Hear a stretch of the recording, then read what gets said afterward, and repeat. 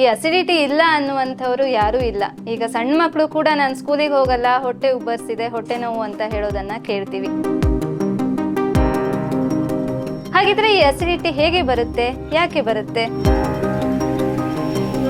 ಈ ಒಳ್ಳೆಯ ಬ್ಯಾಕ್ಟೀರಿಯಾಗಳನ್ನ ಹೇಗೆ ಜಾಸ್ತಿ ಮಾಡೋದು, ಕೆಟ್ಟ ಬ್ಯಾಕ್ಟೀರಿಯಾಗಳನ್ನ ಹೇಗೆ ಕಡಿಮೆ ಮಾಡೋದು?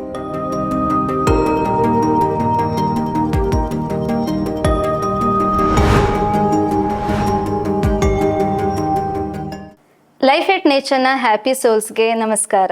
ತುಂಬಾ ಮುಖ್ಯವಾಗಿ ಕಾಣುವಂತಹ ಪ್ರತಿದಿನದ ಸಿಂಪ್ಟಮ್ಗಳಲ್ಲಿ ಅಸಿಡಿಟಿ ಕೂಡ ಒಂದು.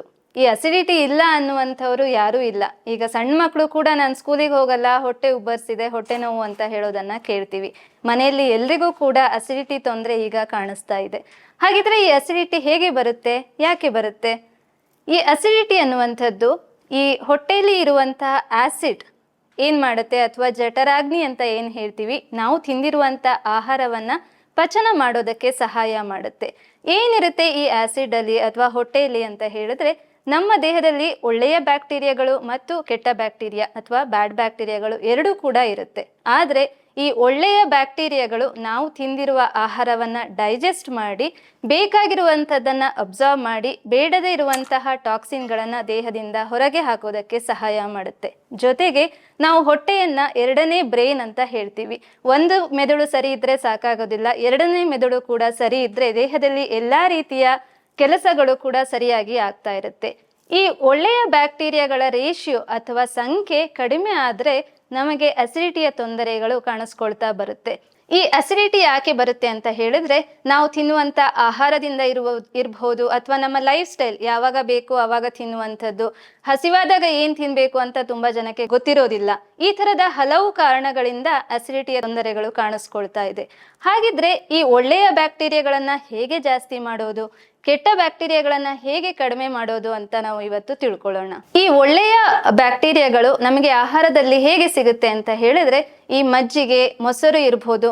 ತುಂಬಾ ಜನ ನಾನು ಹೇಳೋದನ್ನ ಕೇಳಿದ್ದೀನಿ, ನಾನು ಮೊಸರು ತಿನ್ನೋದಿಲ್ಲ, ಮಜ್ಜಿಗೆ ತಿನ್ನೋದಿಲ್ಲ, ಶೀತ ಆಗುತ್ತೆ, ಥಂಡಿ ಆಗುತ್ತೆ, ಅಥವಾ ಅದ್ರ ವಾಸನೆ ಆಗೋದಿಲ್ಲ ನನಗೆ ಅಂತ ಹೇಳ್ತಾರೆ. ಆದ್ರೆ ಈ ಮಜ್ಜಿಗೆ ಮತ್ತು ಮೊಸರನ್ನ ಉಪಯೋಗಿಸೋದ್ರಿಂದ ಹೊಟ್ಟೆಯಲ್ಲಿ ಜಾಸ್ತಿ ಉತ್ಪತ್ತಿ ಆಗ್ತಾ ಇರುವಂತ ಆಸಿಡ್ ಅನ್ನ ಕಡಿಮೆ ಮಾಡೋದಕ್ಕೆ ಸಹಾಯ ಮಾಡುತ್ತೆ. ಹಾಗೆ ಇದರಲ್ಲಿ ಇರುವಂತಹ ಒಳ್ಳೆ ಬ್ಯಾಕ್ಟೀರಿಯಾಗಳು ನಮ್ಮ ಡೈಜೆಷನ್ ಅನ್ನ ಇಂಪ್ರೂವ್ ಮಾಡುತ್ತೆ. ಹಾಗೆ ತುಂಬಾ ಜನ ಉಪ್ಪಿನಕಾಯಿ ತಿನ್ನೋದಕ್ಕೆ ಹೆದರುತ್ತಾರೆ, ಉಪ್ಪಿನಕಾಯಿ ತಿಂದ್ರೆ ಅಸಿಡಿಟಿ ಆಗುತ್ತೆ ಅಂತ. ಆದ್ರೆ ತುಂಬಾ ಮೊದಲಿನ ಪದ್ಧತಿಯನ್ನ ಉಪಯೋಗಿಸಿಕೊಂಡು ಮಾಡಿರುವಂತ ಉಪ್ಪಿನಕಾಯಿ ನಮ್ಮ ದೇಹದಲ್ಲಿ ಒಳ್ಳೆಯ ಬ್ಯಾಕ್ಟೀರಿಯಾಗಳನ್ನ ಜಾಸ್ತಿ ಮಾಡೋದಕ್ಕೆ ಸಹಾಯ ಮಾಡುತ್ತೆ. ಅದರಿಂದ ಉಪ್ಪಿನಕಾಯಿ ಅಥವಾ ಫರ್ಮೆಂಟೆಡ್ ಫುಡ್ಸ್ ಅಂತ ಹೇಳ್ತೀವಿ. ಈ ಕೆಲವು ರೀಜನ್ಗಳಲ್ಲಿ ಒಂದು ಅಭ್ಯಾಸ ಇದೆ, ಹಿಂದಿನ ದಿವಸ ಮಾಡಿರುವಂತ ಅನ್ನ ಅಥವಾ ಗಂಜಿಯನ್ನ ಬೆಳಗ್ಗೆ ಎದ್ದ ತಕ್ಷಣ ತಿನ್ನುವಂಥದ್ದು ಫರ್ಮೆಂಟೆಡ್ ಗಂಜಿ ಅಂತ ಹೇಳ್ತೀವಿ ನಾವು, ಅಥವಾ ಹುಳಿ ಬರಿಸಿರುವಂತಹ ಅನ್ನ.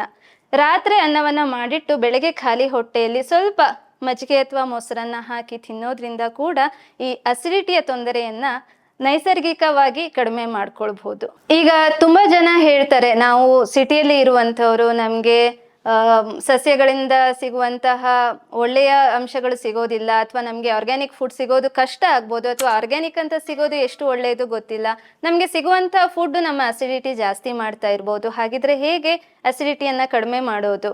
ಈಗ ತುಂಬಾ ಜನ, ಇನ್ನೂ ಕೆಲವ್ರು ಏನ್ ಹೇಳ್ತಾರೆ ಅಂದ್ರೆ, 50-60 ವರ್ಷ ಆದವರು, ಇಷ್ಟು ವರ್ಷ ನಮ್ಮ ಲೈಫ್ ಸ್ಟೈಲ್ ತುಂಬಾ ಚೆನ್ನಾಗಿತ್ತು, ನಮ್ಗೆ ಯಾಕೆ ಅಸಿಡಿಟಿ ಬರ್ತಾ ಇದೆ, ನಾವು ಒಳ್ಳೆ ಆಹಾರವನ್ನ ತಿಂತಾ ಇದ್ವಿ, ಯಾಕೆ ಅಸಿಡಿಟಿಯ ತೊಂದರೆ ಈಗ ಬರ್ತಾ ಇದೆ? ನಮ್ಮ ದೇಹದಲ್ಲಿ ಕೆಟ್ಟ ಬ್ಯಾಕ್ಟೀರಿಯಾ ಜಾಸ್ತಿ ಆಗೋದಲ್ಲದೆ ಅದರ ಸೈಡ್ ಎಫೆಕ್ಟ್ಸ್ ಆಗಿ ಇನ್ಫೆಕ್ಷನ್ಗಳು ಕೂಡ ಶುರು ಆಗಿರುತ್ತೆ. ಅದನ್ನ ಹೊಡೆದೋಡ್ಸೋದಕ್ಕೆ ನೀವು ಬರೀ ಆಹಾರ ಪದ್ಧತಿಯನ್ನ ಸರಿ ಮಾಡಿದ್ರೆ ಸಾಕಾಗೋದಿಲ್ಲ, ಅಥವಾ ಬರೀ ಆರ್ಗ್ಯಾನಿಕ್ ಫುಡ್ ಅನ್ನ ತಗೊಂಡ್ರೆ ಸಾಕಾಗೋದಿಲ್ಲ, ಅಥವಾ ಏನೋ ಒಂದು ಸಸ್ಯಗಳು ಜ್ಯೂಸ್ ಮಾಡ್ಕೊಂಡು ಕುಡಿತೀರಾ ಅಂದ್ರೆ ಅದು ಇನ್ಫೆಕ್ಷನ್ ಅನ್ನ ಅಥವಾ ಈ ಕೆಟ್ಟ ಬ್ಯಾಕ್ಟೀರಿಯಾಗಳನ್ನ ಕಡಿಮೆ ಮಾಡೋದಕ್ಕೆ ಸಾಕಾಗೋದಿಲ್ಲ. ನೀವು ಕಾನ್ಸಂಟ್ರೇಟೆಡ್ ಮೂಲಕನೇ ಅದನ್ನ ಕಡಿಮೆ ಮಾಡ್ಕೋಬೇಕು.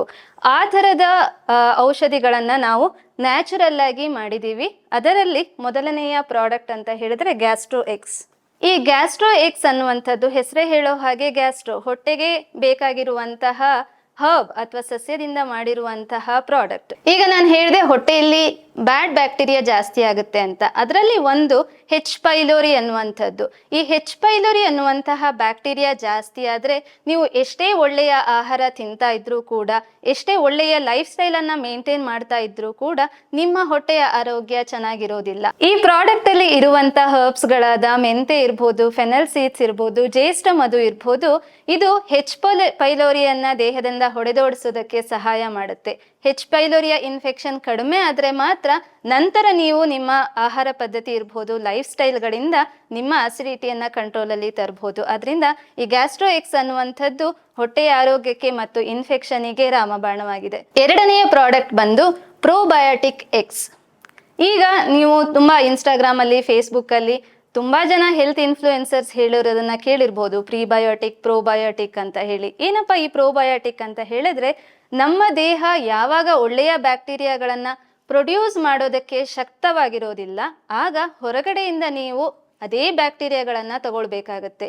ಅದರಲ್ಲಿ ಈ ಪ್ರೋಬಯೋಟಿಕ್ಸ್ ಎಕ್ಸ್ ಅನ್ನುವಂಥದ್ದು 15 ಲೈವ್ ಬ್ಯಾಕ್ಟೀರಿಯಾಗಳನ್ನ ಹೊಂದಿದೆ. ಈ ಬ್ಯಾಕ್ಟೀರಿಯಾಗಳನ್ನ ನೀವು ಕ್ಯಾಪ್ಸೂಲ್ ಮೂಲಕ ತಗೊಂಡಾಗ ಏನಾಗುತ್ತೆ, ನಿಮ್ಮ ಹೊಟ್ಟೆಯಲ್ಲಿ ಯಾವುದೇ ರೀತಿಯ ಹೈಪರ್ ಅಸಿಡಿಟಿ ಅಥವಾ ಆಸಿಡ್ ಸೆಕ್ರೇಷನ್ ಜಾಸ್ತಿ ಇದ್ದರೆ ಅದನ್ನ ಕಡಿಮೆ ಮಾಡೋದಕ್ಕೆ ಸಹಾಯ ಮಾಡುತ್ತೆ. ಹಾಗೆ ನೀವು ತಿಂದಿರುವಂತ ಆಹಾರ ಉತ್ತಮ ರೀತಿಯಲ್ಲಿ ಡೈಜೆಷನ್ ಆಗೋದಕ್ಕೆ ಈ ಪ್ರೋಬಯೋಟಿಕ್ ಎಕ್ಸ್ ಸಹಾಯ ಮಾಡುತ್ತೆ. ಮೂರನೆಯದಾಗಿ HVA ನ್ಯಾಚುರಲ್ ಎಕ್ಸ್. ಏನಪ್ಪಾ ಇದು HVA ಅಂತ ಹೇಳಿದ್ರೆ, ಈಗ ತುಂಬಾ ಜನಕ್ಕೆ ಈ ಮಳೆಗಾಲ ಶುರು ಆದಾಗ ಇರ್ಬೋದು, ಬೇಸಿಗೆಯಲ್ಲಿ ನೀರು ಹೆಚ್ಚು ಕಮ್ಮಿ ಆದ್ರೆ, ಹೊಟ್ಟೆಯಲ್ಲಿ ಏನೋ ಫುಡ್ ಪಾಯ್ಸನ್ ಆಯಿತು ಅಥವಾ ಫೀವರ್ ಬಂತು, ವೈರಲ್ ಫೀವರ್ ಅಥವಾ ಯಾವುದೇ ರೀತಿಯ ಕಾಯಿಲೆಗಳ ನಂತರ ಅವ್ರು ತಿಂದಿರುವಂಥದ್ದು ಡೈಜೆಸ್ಟ್ ಆಗ್ತಾ ಇರೋದಿಲ್ಲ. ಈಗಷ್ಟೇ ನನಗೆ ಜಾಂಡೀಸ್ ಆಗಿದೆ, ನಾನು ಏನೇ ತಿಂದರೂ ಕೂಡ ಹೊಟ್ಟೆ ಒಂಥರ ಉಬ್ಬರಿಸ್ದಾಗಿರುತ್ತೆ ಅಥವಾ ಕಾನ್ಸ್ಟಿಪೇಷನ್ ಆಗಿದೆ ಅಂತ ಹೇಳೋದನ್ನ ಕೇಳಿರ್ತೀವಿ. ಈ HVA ನ್ಯಾಚುರಲ್ ಇರುವಂತಹ ಹರ್ಬ್ಸ್ಗಳು ಆಂಟಿವೈರಲ್, ಆಂಟಿ ಬ್ಯಾಕ್ಟೀರಿಯಲ್ ಮತ್ತೆ ಆಂಟಿ ಫಂಗಲ್ 3 ರೀತಿಯ ಗುಣಗಳನ್ನ ಹೊಂದಿರೋದ್ರಿಂದ ಯಾವುದೇ ರೀತಿಯ ಪೋಸ್ಟ್ ಇನ್ಫೆಕ್ಷನ್ ಅಥವಾ ಜ್ವರದಿಂದ ಮುಕ್ತರಾದ ನಂತರ ನಿಮ್ಮ ಹೊಟ್ಟೆಯನ್ನ ಗಟ್ಟಿ ಮಾಡೋದಕ್ಕೆ ಈ HVA ನ್ಯಾಚುರಲ್ ಎಕ್ಸ್ ಸಹಾಯ ಮಾಡುತ್ತೆ. ಕೊನೆಯದಾಗಿ ಕೋಕೋನಟ್ ವಿನೆಗರ್. ಈಗ ಕೋಕೋನಟ್ ಆಯಿಲ್ ಅಥವಾ ಕೊಬ್ಬರಿ ಎಣ್ಣೆ ತುಂಬಾ ಒಳ್ಳೆಯದು ಅಂತ ಎಲ್ರಿಗೂ ಗೊತ್ತು. ಆದ್ರೆ ಕೊಬ್ಬರಿ ಎಣ್ಣೆಯನ್ನ ಆಹಾರದಲ್ಲಿ ಬಳಕೆ ಮಾಡೋದಕ್ಕೆ ತುಂಬಾ ಜನ ಹೆದರ್ಕೊಳ್ತಾರೆ, ಮತ್ತೆ ಅದರ ವಾಸನೆ ಆಗೋದಿಲ್ಲ ಅಥವಾ ನಮ್ಗೆ ಅಭ್ಯಾಸ ಇಲ್ಲ ಅಂತ ಹೇಳ್ತಾರೆ. ಆದ್ರೆ ಇದು ಫರ್ಮೆಂಟೆಡ್ ಕೋಕೋನಟ್ ಅಥವಾ ಹುಳಿ ಬರಿಸಿರುವಂತಹ ಕೋಕೋನಟ್ ವಿನೆಗರ್.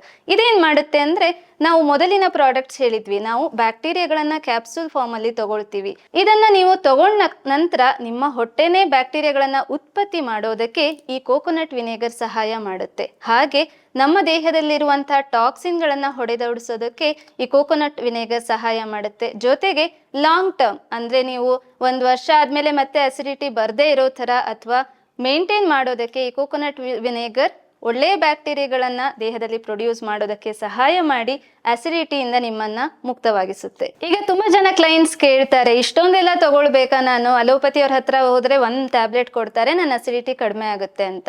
ಆದ್ರೆ ಆ ಟ್ಯಾಬ್ಲೆಟ್ ಏನ್ ಮಾಡುತ್ತೆ ಅಂತ ಹೇಳಿದ್ರೆ, ನಿಮ್ಮ ಹೊಟ್ಟೆಯನ್ನ ಸಪ್ರೆಸ್ ಮಾಡುತ್ತೆ. ಅಂದ್ರೆ ಆಸಿಡ್ ಅನ್ನ ಪ್ರೊಡ್ಯೂಸ್ ಮಾಡದೇ ಇರೋ ತರ ಸಪ್ರೆಸ್ ಮಾಡುತ್ತೆ. ಆದ್ರೆ ಈ ನೈಸರ್ಗಿಕ ದತ್ತವಾಗಿ ಸಿಕ್ಕಿರುವಂತಹ 4 ಪ್ರಾಡಕ್ಟ್ಸ್ಗಳು, ಒಂದು ದೇಹದ ಅಸಿಡಿಟಿಯನ್ನ ಕಡಿಮೆ ಮಾಡುತ್ತೆ, ಎರಡನೇದು ಒಳ್ಳೆಯ ಬ್ಯಾಕ್ಟೀರಿಯಾಗಳನ್ನ ಉತ್ಪತ್ತಿ ಮಾಡೋದಕ್ಕೆ ಸಹಾಯ ಮಾಡುತ್ತೆ, ಮೂರನೆಯದಾಗಿ ನಿಮ್ಮ ಆಹಾರ ಪಚನವಾಗೋದಕ್ಕೆ ಕೂಡ ಸಹಾಯ ಮಾಡುತ್ತೆ.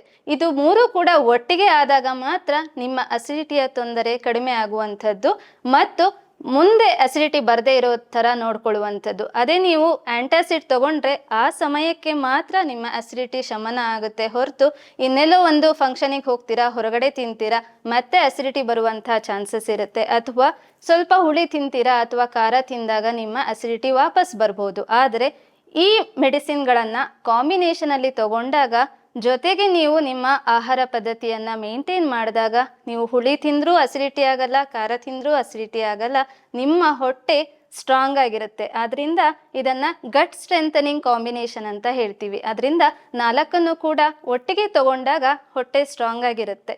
ವೀಕ್ಷಕರೇ, ಯಾವುದೇ ಸೈಡ್ ಎಫೆಕ್ಟ್ಸ್ ಇಲ್ಲದೆ ಈ ಅಸಿಡಿಟಿಯನ್ನ ಕಡಿಮೆ ಮಾಡೋದು ಹೇಗೆ ಅಂತ ತಿಳ್ಕೊಂಡ್ರಲ್ಲ. ಇನ್ನೂ ಹೆಚ್ಚಿನ ಮಾಹಿತಿ ಬೇಕು ಅಂತ ಹೇಳಿದ್ರೆ, ಇಲ್ಲ ಈ ಪ್ರಾಡಕ್ಟ್ಸ್ಗಳನ್ನ ಪರ್ಚೇಸ್ ಮಾಡಬೇಕು ಅಂತ ಹೇಳಿದ್ರೆ, ಕೆಳಗಡೆ ಕೊಟ್ಟಿರುವಂತಹ ವೆಬ್ಸೈಟ್ ಇಂದ ಡೈರೆಕ್ಟ್ ಪರ್ಚೇಸ್ ಮಾಡಬಹುದು. ಇಲ್ಲ ಅಂತಂದ್ರೆ ವಾಟ್ಸಪ್ ನಂಬರ್ಗೆ ಕಾಲ್ ಮಾಡಿ ನಮ್ಮನ್ನ ಕಾಂಟ್ಯಾಕ್ಟ್ ಮಾಡಿ ಕನ್ಸಲ್ಟೇಷನ್ ತಗೊಂಡು ನಂತರ ನೀವು ಈ ಪ್ರಾಡಕ್ಟ್ಸ್ಗಳನ್ನ ಬಳಸಬಹುದು. ಧನ್ಯವಾದಗಳು.